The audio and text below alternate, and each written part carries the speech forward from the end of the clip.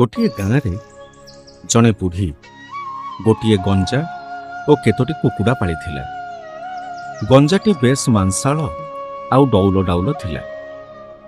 ବୁଢ଼ୀର ଘର ପାଖେ ଗୋଟେ କିଆବୁଦା ଥିଲା। ସେଇ କିଆବୁଦାରେ ଗୋଟେ ବିଲୁଆ ରହୁଥିଲା। ବିଲୁଆର ଲୋଭ ଥାଏ ଏଇ ସୁନ୍ଦୁରିଆ ଗଞ୍ଜା ଉପରେ। ଦିନେ ଗଞ୍ଜା ଏକୁଟିଆ ଚରୁଥିବାର ଦେଖି ବିଲୁଆ ଆସି ତା ପାଖରେ ପହଞ୍ଚିଗଲା। ଗଞ୍ଜା ବିଲୁଆକୁ ଦେଖି ଗୋଟେ ରାବ ଦେଲା। ବିଲୁଆ ଗଞ୍ଜାକୁ କହିଲା, ଜାଣିଲୁ ପୁଅ, ତୋ ବାପା ମୋ ସାଙ୍ଗ ଥିଲା। କି ସୁନ୍ଦର କଣ୍ଠ ତାର, ଆଉ ଏବେ ଜାଣୁଛି ତା କଣ୍ଠଠୁ ତୋ କଣ୍ଠ ଆହୁରି ସୁନ୍ଦର। ଜାଣିଛୁ ପୁଅ, ତୋ ବାପା ସବୁବେଳେ ଆଖି ବନ୍ଦ କରି ଗୀତ ଗାଉଥିଲେ। ତୁ ଆଖି ବନ୍ଦ କରି ଗୀତ ଗାଇଲେ ତୋ ସ୍ୱର ଆହୁରି ମିଠା ଶୁଭିବ। ବିଲୁଆର ପ୍ରଶଂସାରେ ଗଞ୍ଜାର ମନ କୁରୁଳି ଉଠିଲା। ସେ ଆଖି ବନ୍ଦ କରି ରାବ ଦେଲା। ବିଲୁଆ ତ ଏଇ ସୁଯୋଗକୁ ଅପେକ୍ଷା କରିଥିଲା। ଖପ୍ କରି ଗଞ୍ଜାକୁ ପାଟିରେ କାମୁଡ଼ି ଧରି ଦୌଡ଼ିଲା ପାଖ ଜଙ୍ଗଲ ଆଡ଼କୁ। ଏତିକିବେଳେ ବୁଢ଼ୀର ପାଟି ଶୁଣି ଗାଁ ଲୋକେ ବିଲୁଆ ପଛରେ ଦୌଡ଼ିଲେ। ବିଲୁଆ ପ୍ରାଣ ବିକଳରେ ଧାଉଁଥାଏ। ଏତିକିବେଳେ କୁକୁଡ଼ା କହିଲା, ମଉସା ଡରୁଛ କାହିଁକି? ଲୋକମାନଙ୍କୁ କହିଦିଅ, ମୁଁ ମୋ ପୁତୁରାକୁ ନିମନ୍ତ୍ରଣ କରି ଘରକୁ ନେଉଛି।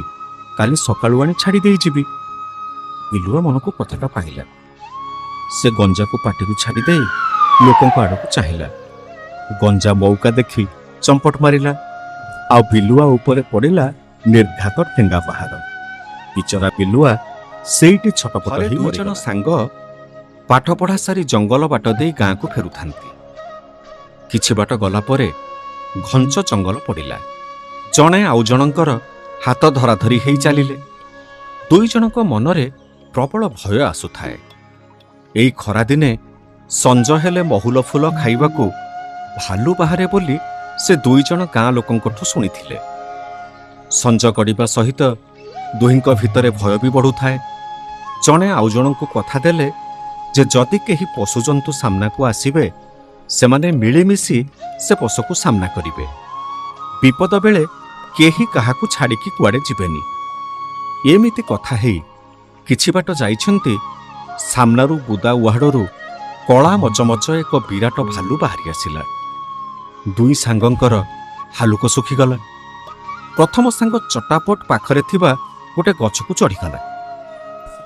ଦ୍ୱିତୀୟ ସାଙ୍ଗକୁ କିଛି ବୁଦ୍ଧିବାଟ ଦିଶିଲାନି, କାରଣ ସେ ଗଛ ଚଢ଼ା ଜାଣିନି। ସେ କ'ଣ କରିବ, ଏଇ କଥା ଭାବୁ ଭାବୁ ତା ମୁଣ୍ଡକୁ ଗୋଟେ ବୁଦ୍ଧି ଆସିଲା। ସେ ଚଟାପଟ ସେଇ ଗଛ ତଳେ ଶୋଇପଡ଼ିଲା। ଭାଲୁ ଆସି ଗଛ ମୂଳେ ପହଞ୍ଚିଲା। ଉପରକୁ ତଳକୁ ଚାହିଁଲା। ତଳେ ଶୋଇଥିବା ପିଲାଟିକୁ ଭାଲୁ ମୁଣ୍ଡରୁ ପାଦ ଯାଏ ଶୁଙ୍ଘିବାକୁ ଲାଗିଲା। ପିଲାଟି ଜାଣି ଜାଣି ନିଶ୍ୱାସ ପ୍ରଶ୍ୱାସ ବନ୍ଦ କରିଦେଲା, କାରଣ ସେ ଶୁଣିଥିଲା ମରିଯାଇଥିବା ଜୀବକୁ ଭାଲୁ ଜମାରୁ ଛୁଏଁ ନାହିଁ। ଭାଲୁ କିଛି ସମୟ ଏପଟୁ ସେପଟ ଯାଇ ଶୁଙ୍ଘିଲା, ଚାରିପଟରେ ବୁଲିଲା, ତାପରେ ସେଠୁ ଚାଲିଗଲା। ଭାଲୁ ଚାଲିଯିବା ମାତ୍ରେ ପ୍ରଥମ ସାଙ୍ଗଟି ତରବର ହେଇ ଗଛ ତଳକୁ ଓହ୍ଲେଇ ଆସିଲା। ଦ୍ୱିତୀୟ ସାଙ୍ଗଟି ଝାଡ଼ିଝୁଡ଼ି ହେଇ ଠିଆ ହେଇଗଲା। ପ୍ରଥମ ସାଙ୍ଗ ଯିଏ ଗଛରେ ଚଢ଼ି ଯାଇଥିଲା, ସେ ଦ୍ୱିତୀୟ ସାଙ୍ଗକୁ ପଚାରିଲା, ସାଙ୍ଗ, ଭାଲୁ ଚୁପଚାପ ତ କାନ ପାଖରେ କ'ଣ କହୁଥିଲା କି? ଦ୍ୱିତୀୟ ସାଙ୍ଗ କହିଲା, ଭାଲୁ ମୋତେ କହିଲା, ବିପଦ ବେଳେ ଯିଏ ଛାଡ଼ି ପଳାଏ ସେ ସାଙ୍ଗ ନୁହଁ, ଶତ୍ରୁ। ତାଠୁ ସବୁବେଳେ ଦୂରେଇ ରହିବୁ।